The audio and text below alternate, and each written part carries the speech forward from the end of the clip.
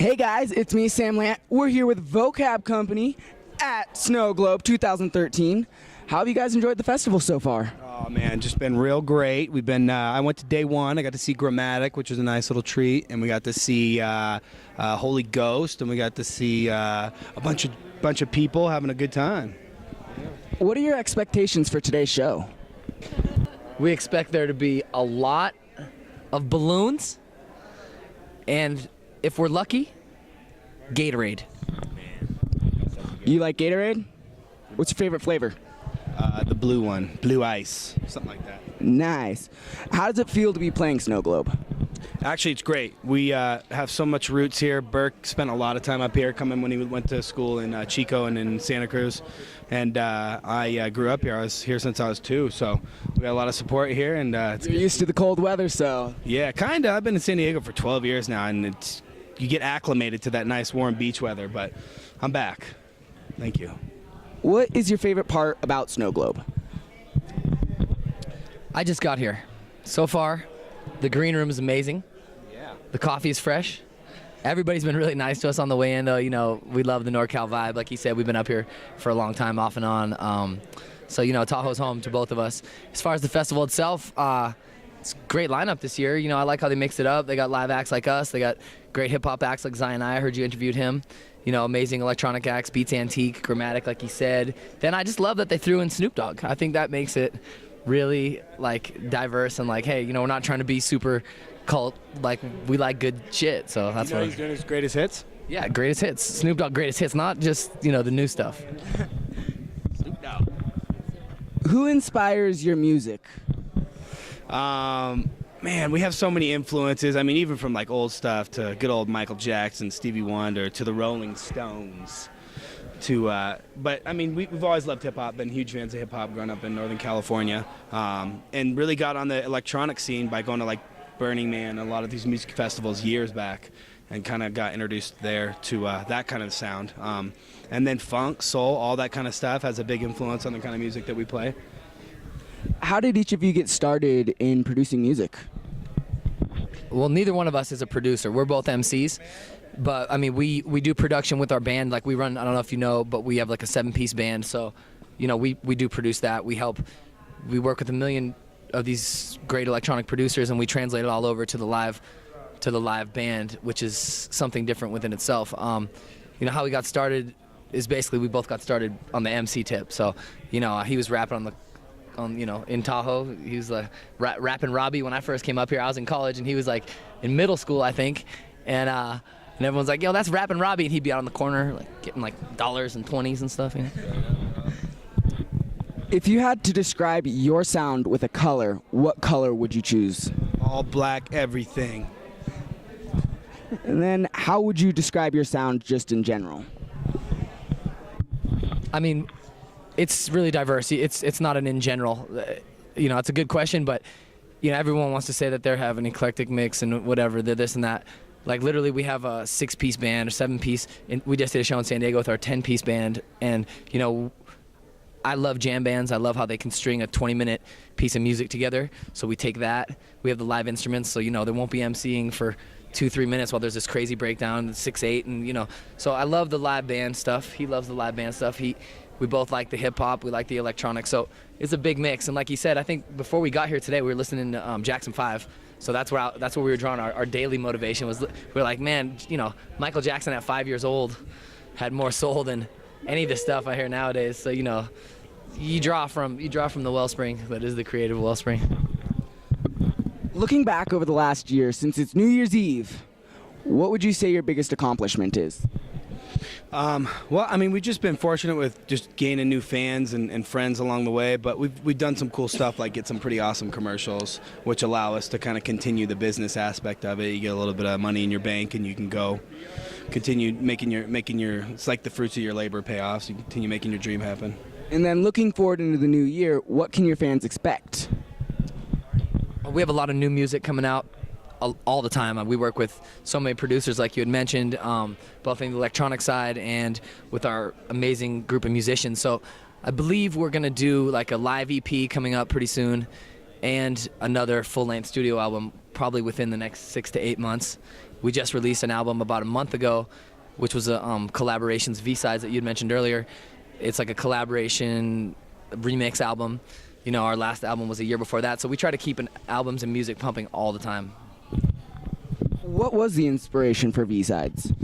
I mean, really, I guess the inspiration is just working with these other artists that we've been working with. And then we had all these songs that kind of didn't have a home and put them together in an album. And then we had about 4 unreleased tracks that we've been working on. And I mean, putting out singles is good, and that we did take that approach. And you know, you can kind of get like a lot of plays that way because you're not overwhelming, like I guess your fan or friend base. But after a while, we just kind of wanted to group them together, hence V-sides instead of like our B-sides. But V-sides more meaning because it is stuff that we're very proud of and that we've created, and it's with artists that a lot of artists that we've kind of like really admired along the way, like guys like Polish Ambassador, our pals Love and Light. We have the Grouch on there. So Stefan Jacobs. Yeah, Stefan Jacobs. A lot of good people that we've worked with or just looked up to along the way. What's your New Year's resolution?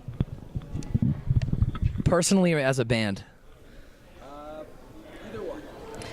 I mean, my New Year's resolution is always to be, you know, the best husband I can be. That's my. Oh, that's there's wifey. Yeah, that's my life right there. More laundry. That's good. Actually, proud of you. I don't know. Mine's just to be a better person. You know, like, get better with the health thing, eat better, sleep better, and just be a better person. Yeah, and maybe make a little bit more music. I have quick questions. Just answer these as fast as you can. Don't think. Don't explain. So, would you rather be a spy or a ninja? Ninja all day.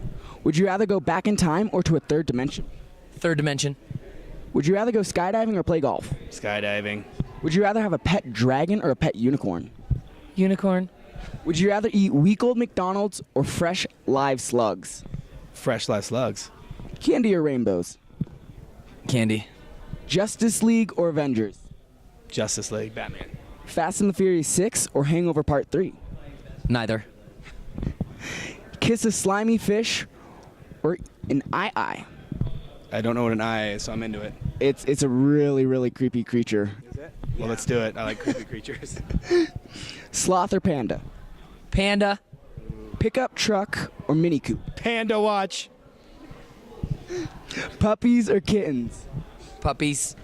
Putting together furniture from IKEA or a tricycle from Toys R Us? Panda watch. How would you describe a unimoose? A what was? A unimoose. I don't even know what that is. It's a moose with one leg. Come on, man. What is the Pythagorean theorem? Ask him. Right. When you wake up in the morning, what's the first thing you do? Take a pee. What is Milk's favorite cookie? Peanut butter. What temperature should I preheat my oven to when cooking a 12-pound turkey? Watch out. 375 degrees, preheat. Now, I have some questions here in my magical hat. Just go ahead and grab 2 each. One and two. Well, I love what you did, though. Yeah, that was funny, Wad. Our buddy just walked right in our interview. Loser! Dude, so sick. Yeah, me neither. You have to set up early? All right, do I read them? Read them out and then answer them. Okay. First random question. What is the worst date you have ever been on? Man, none. They all end up great. You're talking to Robbie 3000. Okay. What is the one item you need to throw away but probably never will? Do you want to answer this question? What is the one item I need to throw away but probably never will? I'm asking my wife. Huh? Bags. I collect bags. I have like 75 or 80 bags. I buy them at thrift stores. But I'm never going to, that's not like a one item. I love my bags. Yeah, he loves his bags. See how emotional I got about that? All right. When do you lose power when you do lose power in a storm, do you light candles or turn on a flashlight? I would definitely light candles because the candles make it nice and cozy and romantic. And then what do? You play board games. I mean, come on, man. Board games. Good catch. What song best describes you? Shaka Khan, Ain't Nobody. You know that song? The name sounds so familiar. Can you give us an example? Ain't nobody loves me better than you. You know. You're my age. Well, before we let you guys go enjoy the rest of the festival, shout out your social medias, upcoming releases, SoundClouds, anything you want to say. Even say hi to Grandma. Yes, hello, Grandma. VokabKompany.com, and that's vocab with a K, company with a K. And we do have a bunch of new music on our SoundCloud, so just go check it out. Thanks, dude. You did a good job. What high? Do you go to South Tahoe High? I used to actually go to elementary school up here in Incline Village, but I moved out to LA about 5 years ago. And what high school do you go to in LA? I go to Opus, which is a independent learning school. So basically, that's my teacher right there. Moms. I used to be a high school English teacher, and I still substitute teach in the San Diego Unified School District. What do your students think when they realize that, holy cow, my teacher's famous? They never can totally grasp it because they see me first as a teacher, so their paradigms are just shaken up. Some of them become fans. I got kids that I'm friends with still that I was teaching in 1999. And they love their YouTube. They love they love us on YouTube. But it's hard for them to realize that teachers are normal and that their parents. Someday you're gonna realize your mom's normal too. And, that's part of it. Like I remember when I first realized that my mom wasn't like this other entity, that she was a human being. It opens your eyes. So. Well, thank you so much. Go enjoy the rest of the festival. Enjoy your show.